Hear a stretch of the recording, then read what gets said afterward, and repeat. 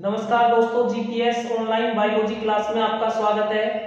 दोस्तों, पिछले वीडियो में हम रेशे उत्पादक पादपों का वर्णन कर रहे थे। रेशे उत्पादक पादपों का वर्णन करने के बाद आगे जो पादप आते हैं मसाले उत्पादक पादप, अर्थात वे पादप जिनसे क्या प्राप्त किए जाते हैं, मसाले। सबसे पहले हम बात करते हैं मसाले क्या हैं। मसाले पादप के वे भाग होते हैं, यानी वे पादप भाग होते हैं जो शुष्क व टाइट होते हैं, जिनसे सैगंध तेल की खुशबू आती होती है या सैगंध तेल की गंध आती रहती है, मसाले कहलाते हैं। हिल ने मसाले की परिभाषा दी थी। हिल के अनुसार मसाले की परिभाषा क्या है? सामान्य रूप से शुष्क व कड़े पादप पदार्थ, अर्थात वे पादप भाग जो शुष्क व टाइट होते हैं, जिनसे सैगंध तेल उपस्थित होता है, जिनमें उनकी खुशबू आती रहती है, मसाले कहलाते हैं। क्या है मसाले? इनके अनुसार सामान्य रूप से शुष्क व कड़े पादप पदार्थ जिनसे सैगंध तेल या जिनमें सैगंध तेल उपस्थित हो, मसाले कहलाते हैं। मसाले में क्या क्या उपस्थित होता है? पहली बात तो यह कि शुष्क व कड़े पादप पदार्थ होते हैं, यानी सूखने के बाद ही मसालों के रूप में उन पादप भागों को काम में लिया जाता है, जिनमें सैगंध तेल होती है, तेल होता है, अर्थात तेल की खुशबू आती है। क्या कहलाते हैं? मसाले कहलाते हैं। मसालों को सामान्यतः खाद्य अनुबंध कहते हैं।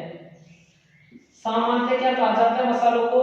खाद्य अनुबंध। खाद्य अनुबंध इसलिए कहा जाता है मसालों को क्योंकि खाद्य पदार्थ बनाने में मसालों का मुख्य योगदान होता है, इसलिए मसालों को क्या कहा जाता है? खाद्य अनुबंध, अर्थात खाद्य पदार्थों के साथ मसालों का होना अति आवश्यक है। अब हम बात करते हैं कि मसाले उत्पादक पादप कौन कौन से हैं। अन्य किस नाम से जाना जाता है उस पादप भाग को या पादप को, साथ साथ क्या उपयोग है उसके, कैसे प्राप्त किए जाते हैं उनको। तो सबसे पहला जो पादप मसाले वाला पादप है वो है लौंग। कौन सा है? लौंग। इंग्लिश में इसको क्लोव भी कहा जाता है। क्या कहा जाता है? क्लोव। यदि वानस्पतिक नाम की बात की जाए तो लौंग का वानस्पतिक नाम सिजिजियम एरोमेटिकम। क्या नाम है? सिजिजियम एरोमेटिकम वानस्पतिक नाम है लौंग का। कुल कौन सा है लौंग का? मिर्टेसी। लौंग का कुल कौन सा है? मिर्टेसी। उपयोगी पादप भाग, किस पादप भाग को उपयोग में लिया जाता है मसाले हेतु? तो उपयोगी पादप भाग कौन सा है? शुष्क पुष्पकलिका, अर्थात जो पुष्पकलिका होती है उसको सुखाने के बाद लौंग के रूप में काम में लिया जाता है। उत्पत्ति की बात करें, लौंग का उत्पत्ति स्थल अर्थात मूल निवासी कहाँ का है लौंग? तो उत्पत्ति स्थल मोल्यूकस द्वीप है। लौंग का उत्पत्ति स्थल कौन है? कौन सा है? मोल्यूकस द्वीप। ठीक है। अब हम बात करते हैं उत्पादन। लौंग का जो सर्वाधिक उत्पादन होता है इसमें वह होता है तंजानिया में। कहां पर होता है? तंजानिया। लौंग का सर्वाधिक उत्पादन तंजानिया में होता है। इसके अतिरिक्त श्रीलंका, मलेशिया, इंडोनेशिया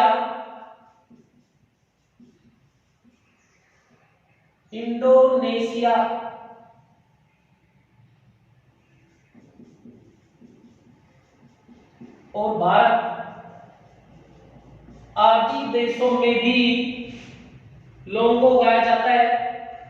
भाई अगर हम बात करते हैं सर्वाधिक उत्पादक विश्व में कहां सबसे ज्यादा उगाई जाती है लौंग, तो तंजानिया है। तंजानिया के अतिरिक्त श्रीलंका, मलेशिया, इंडोनेशिया, भारत आदि देशों में भी लौंग को उगाया जाता है। भारत में यदि हम बात करें सर्वाधिक उत्पादन कहां होता है? भारत में इसका सर्वाधिक उत्पादन तमिलनाडु। कहां पर होता है? तमिलनाडु व केरल में। भारत में लौंग का सर्वाधिक उत्पादन तमिलनाडु व केरल में होता है। कहां पर होता है? तमिलनाडु व केरल में। पादप की हम बात करें कि पादप किन गुणों वाला होता है, कैसा होता है, प्रकृति कैसी होती है, कितनी लंबाई होती है, पत्तियां कैसी होती है। तो पादप में देखते हैं हम, पादप मध्यम आकार का होता है। कैसा होता है? मध्यम आकार का, मध्य आकार का। पादप की यदि हम लंबाई की बात करें तो लौंग के पादप की लंबाई 12 से 15 मीटर होती है। कितनी होती है? 12 से 15 मीटर। सदाहरित, सदाहरित यानी हमेशा हरा रहने वाला पादप है, हरा रहने वाला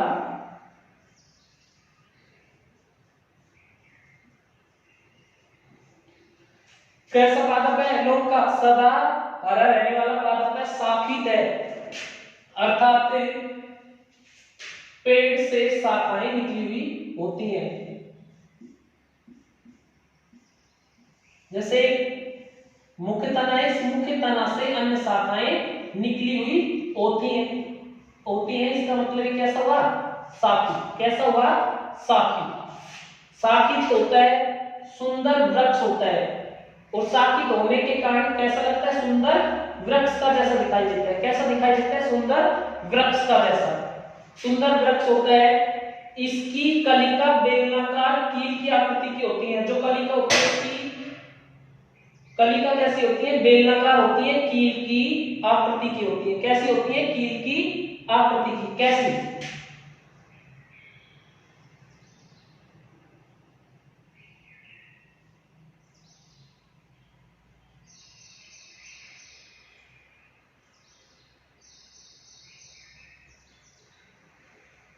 ये क्या है? लौंग की कलिका।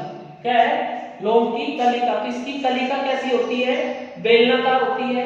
ये इसका जो भाग होता है बेलनाकार होता है। कैसा होता है? बेलनाकार होता है। कील की आकृति की होती है, ऊपर से ऐसी दिखाई देती है जैसे कि एक कील हो। कील की आकृति की मांसल आधार युक्त होती है। इसका जो आधार होता है मोटा होता है, मांसल आधार युक्त होती है।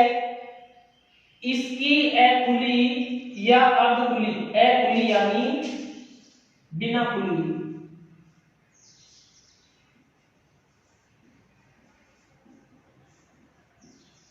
अखुली अर्थात बिना खुली हुई। अर्धखुली, अर्धखुली का मतलब है आधी खुली हुई।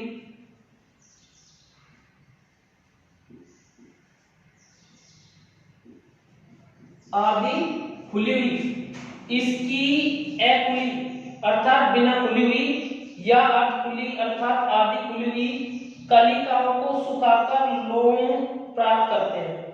ये जो कलिका है ये या तो बिना खुली हुई होती है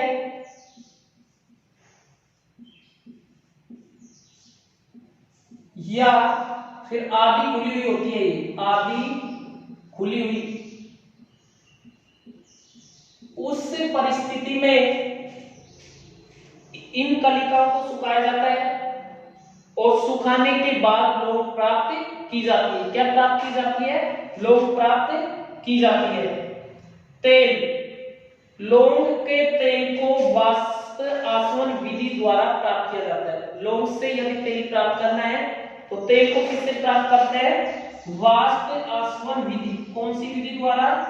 वाष्प आसवन विधि द्वारा लौंग के तेल को प्राप्त किया जाता है। लौंग के तेल में तीखी गंध आती है। उस तीखी गंध आने का कारण क्या है? तीखी जो गंध आती है यूजिनोल के कारण आती है। लौंग के तेल में जो गंध आती है वो किसके कारण आती है? यूजिनोल के कारण। लौंग के तेल में गंध किसके कारण आती है? यूजिनोल के कारण। और यूजिनोल कितना होता है उसमें? 13.2% तक यूजिनोल होता है, जिसके कारण लौंग के तेल में गंध आती है। तेल को प्राप्त किया जाता है वाष्प आसवन विधि द्वारा। गंध किसके कारण आती है? यूजिनोल के कारण। किसके कारण आती है? यूजिनोल के कारण। प्राप्त कैसे किया जाता है लौंग को? कि इसकी जो बिना खुली यानी अखुली या आधी खुली हुई जो कलिकाएं होती हैं उन कलिकाओं को सुखाकर लौंग प्राप्त की जाती है। ठीक है। अब हम बात करते हैं कि लौंग का उपयोग क्या है। लौंग को मसालों के रूप में उपयोग में लिया जाता है। किसके रूप में उपयोग में लिया जाता है? मसालों के रूप में। किसके रूप में? मसालों के रूप में।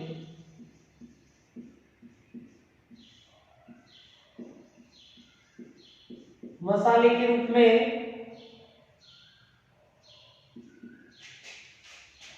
लौंग गरम मसाले का एक महत्वपूर्ण घटक है, इसलिए लौंग को गरम मसाले में भी उपयोग में लिया जाता है। अलग से मसाले के रूप में उपयोग में लिया जाता है, साथ साथ लौंग गरम मसाले के घटक, इसलिए गरम मसाले के रूप में भी लौंग को उपयोग में लिया जाता है। औषधि के रूप में, औषधि बनाने यानी दवाई बनाने के रूप में भी लौंग को उपयोग में लिया जाता है। जैसे पाचन से संबंधित दवाई बनाने में, दांत दर्द से संबंधित दवा बनाने में, तो औषधि के रूप में भी लौंग का उपयोग किया जाता है।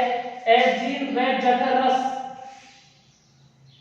एजीन व जठरस खिंचाव में भी लौंग का उपयोग किया जाता है। एजीन, एजीन का अर्थ है जब भोजन पचता नहीं है, भोजन पचता नहीं है, जब इंडाइजेशन हो जाता है।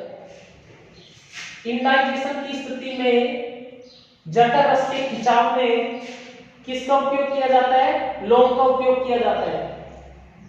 स्वभाव की दृष्टि से लौंग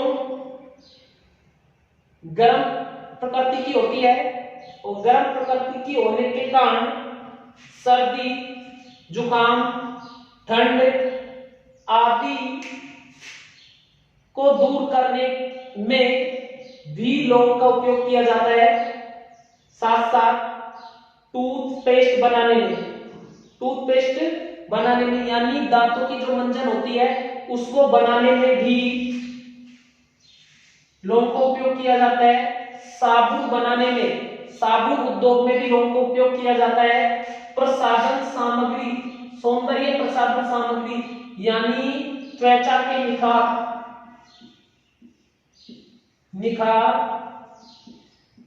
व सुंदरता बनाने के लिए, सुंदरता हेतु भी लौंग का उपयोग किया जाता है। यानी त्वचा के निखार में और सुंदरता हेतु लौंग का उपयोग किया जाता है। प्रसाधन सामग्रियां बनाई जाती है, विभिन्न प्रकार की क्रीमों में उपयोग किया जाता है।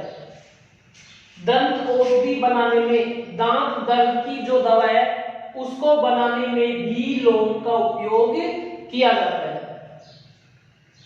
लौंग का एक सबसे व्यापक और अच्छा जो उपयोग किया जाता है, अर्थात उस उपयोग के कारण लौंग की सबसे अधिक खपत होती है, तो उसका उपयोग इंडोनेशिया में किया जाता है। सबसे अधिक लौंग का किसमें किया जाता है? क्रिटेक नामक धूम्रपान तंबाकू बनाने में किया जाता है। क्रिटेक नामक धूम्रपान तंबाकू बनाने में किसका उपयोग किया जाता है? लौंग का। किसका? लौंग का। कहां किया जाता है? इंडोनेशिया में। इसके बाद हम बात करते हैं काली मिर्च। काली मिर्च को ब्लैक पेपर का नाम से भी जाना जाता है। काली मिर्च को मसालों का राजा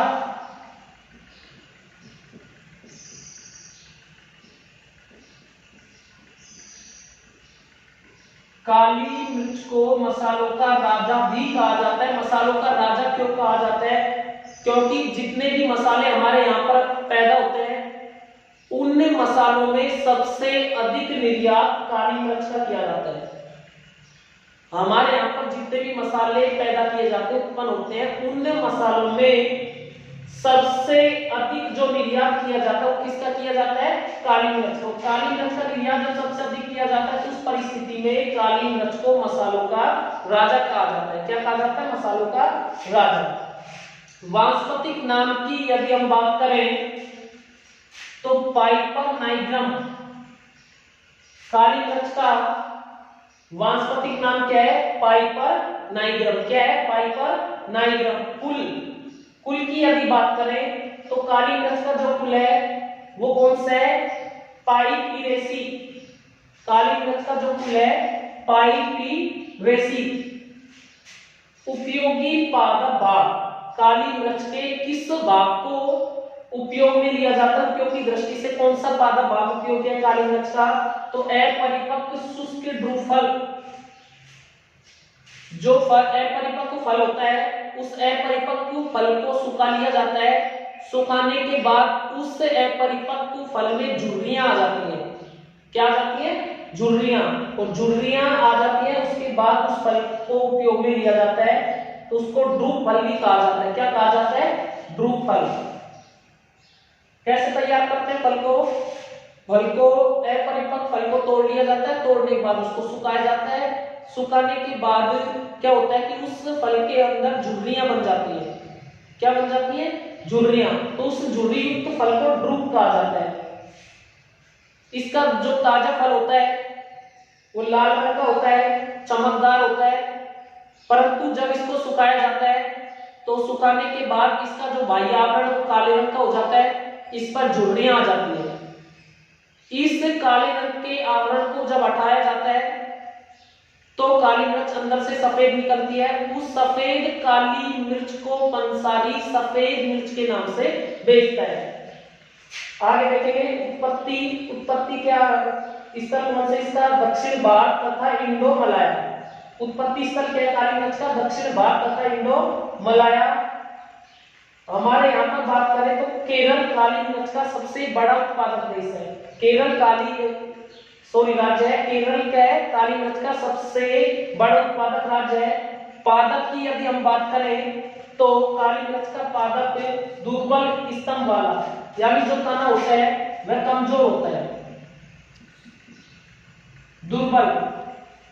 दुर्बल अर्थात कमजोर, तना कमजोर होता है। बहुवर्षीय शाख है, एक बार लगाने के बाद कई वर्षों तक चलता रहता है। काली मिर्च आरोही लता है। काली मिर्च का जो पादप होते हैं लता के रूप में होता है। लता यानी बेल, किसके रूप में होता है? बेल के रूप में। पत्तियां सरल होती हैं, एकांतर होती हैं।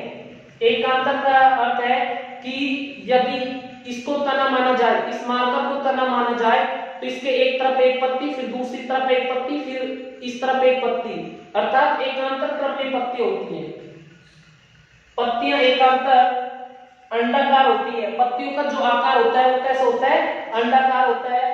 तीखे स्वाद वाली होती है। पत्तियों को यदि खाया जाए तो इसकी जो पत्तियां होती है वो कैसी होती है? तीखे स्वाद वाली होती है। अब हम बात करते हैं फल की। जो काली मिर्च का फल है एक बीजीय, यानी एक बीजपत्री गोल होता है। एक बीजी होता है फल के अंदर, ध्रुव होता है। फल को क्या कहा जाता है? ध्रुव। क्या कहा जाता है? ध्रुव। अपरिपक्व अवस्था में लाल, परंतु शुष्क होने पर झुर्रीदार काला हो जाता है। जब अपरिपक्व अवस्था में फल होता है उस समय कैसा होता है फल? लाल और चमकदार। कैसा होता है? लाल और चमकदार। परंतु जब शुष्क होता है तो शुष्क होने पर इसका जो कलर है, फल भित्ति का जो कलर है वो झुर्रीदार काला हो जाता है। कैसे हो जाता है? झुर्रीदार काला। कैसे हो जाता है? झुर्रीदार काला हो जाता है। इसकी फल भित्ति हटाने पर, जब झुर्रीदार काला जो फल होता है उसकी यदि हम फल भित्ति को हटाएं तो फल भित्ति को हटाने पर सफेद बीज प्राप्त होता है। जो हमने पहले भी चर्चा की है, सफेद बीज प्राप्त होता है जिसे श्वेत मिर्च कहते हैं। पंसारी इसे श्वेत मिर्च के नाम से बेचता है।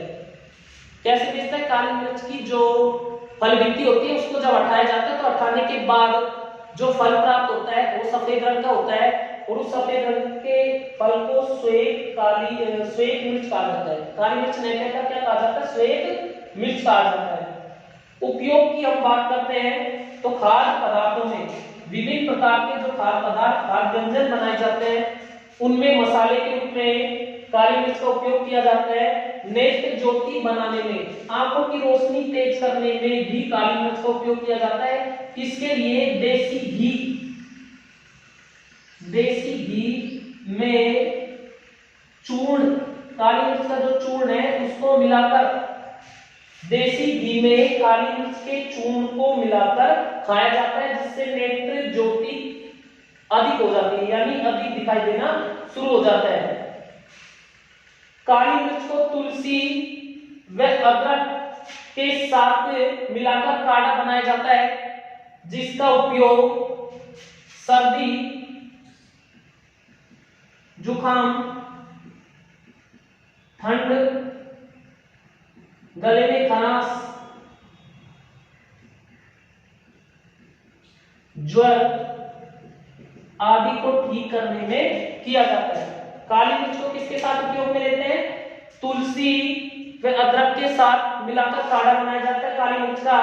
और काढ़ा बनाने के बाद उस काढ़े को पीने से सर्दी, जुकाम, ठंड, गले में खराश, ज्वर आदि समस्याओं से छुटकारा पाया जा सकता है, आदि बीमारियों से छुटकारा पाया जा सकता है। इसके तेल में जो गंध होती है, काली मिर्च के तेल में जो गंध होती है, वह गंध किसके कारण होता है? होती है पाइपीन के कारण। किसके कारण होती है गंध? पाइपीन के कारण। तथा इसका जो चरपरा स्वाद होता है, काली मिर्च का जो चरपरा स्वाद होता है, वो किसके कारण होता है? एल्केलॉइड पाइपेरिन। किसके कारण होता है? एल्केलॉइड पाइपेरिन के कारण इसका स्वाद कैसा होता है? चरपरा होता है। तो दोस्तों, काली मिर्च को विशेषकर ध्यान में रखा जाता है। कई बार क्वेश्चन आता है कि मसालों का राजा किसे कहा जाता है? काली मिर्च को कहा जाता है। क्यों कहा जाता है? क्योंकि जितने भी मसाले हमारे यहाँ पर उत्पन्न होते हैं, उन मसालों में सबसे अधिक निर्यात, यानी सबसे अधिक किसको बेचा जाता है? अन्य देशों को बेचा जाता है। किसको? काली मिर्च को। तो काली मिर्च को मसालों का राजा भी कहा जाता है। दोस्तों, आज के वीडियो में सिर्फ इतना ही। यदि दोस्तों आपको हमारा यह वीडियो पसंद आया तो हमारे YouTube चैनल को सब्सक्राइब करना न भूलें। धन्यवाद।